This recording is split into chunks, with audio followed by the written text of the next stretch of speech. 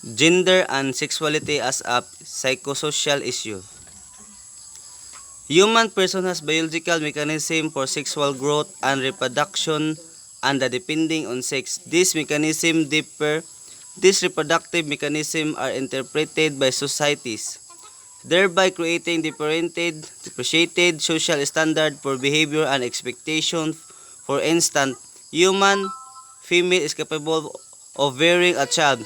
The society interprets this capacity as associated to womanhood, set fulfillment and reproductive role and expectation among women.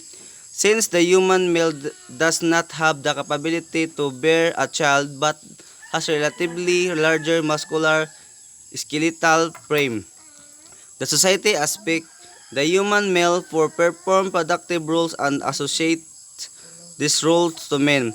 However, while there are distinct psychological differences, much of the capabilities except those involved the reproduction can actually be performed by either sex.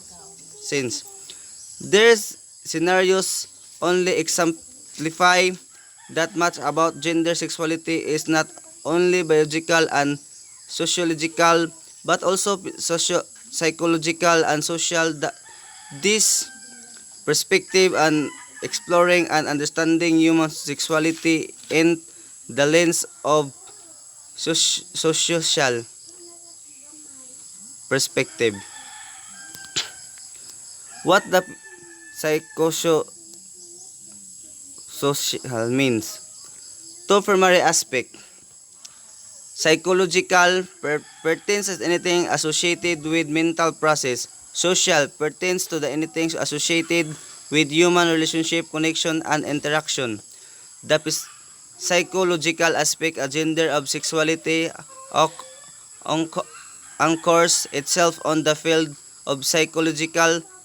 Psychological is a field of science with concern itself with how people think and feel and how to thought the feelings interacts and lead to behavior. Three primary psychological domains. Aspect or the affective domains pertains to people's emotions and feelings. Behavior or behavioral domain pertains to people's action. Cognition or cognitive domain pertains to people's thought processes such as a memory, perceptions, and information processing. Understanding of social dimensions. Our experience of gender and sexuality is the generally of relational experience. It is relational because this are individual we have our own affective cognition and behavior to be aware of. We are also viewing ourselves in relation to others who also have their own personal preoccupations. Preoccupation. Awareness. It is our conscious understanding of something.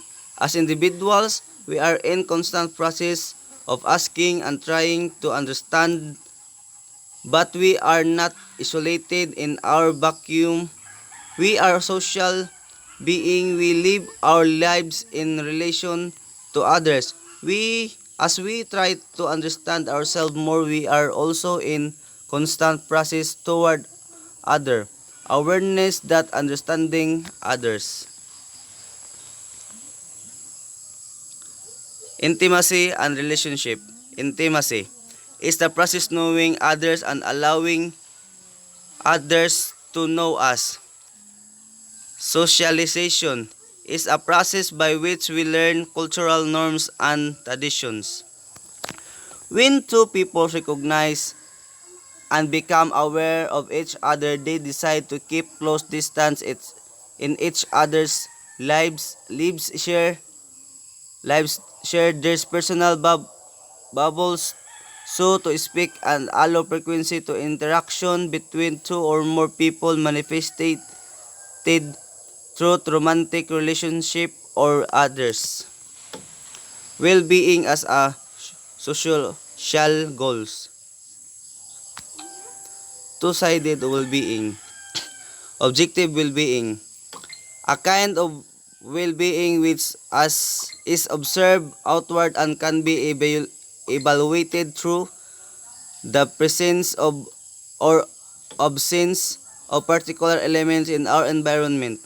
Subjective well-being is our personal experience, a satisfaction, meaning, and purpose. It is subjective because it pertains to our own appreciation of how well we are. Dimension of well-being.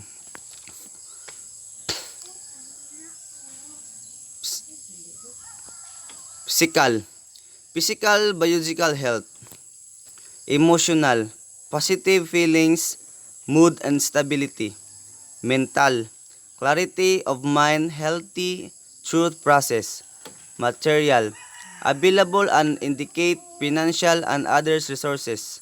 Social, healthy and positive interaction and relationship with others. Reference.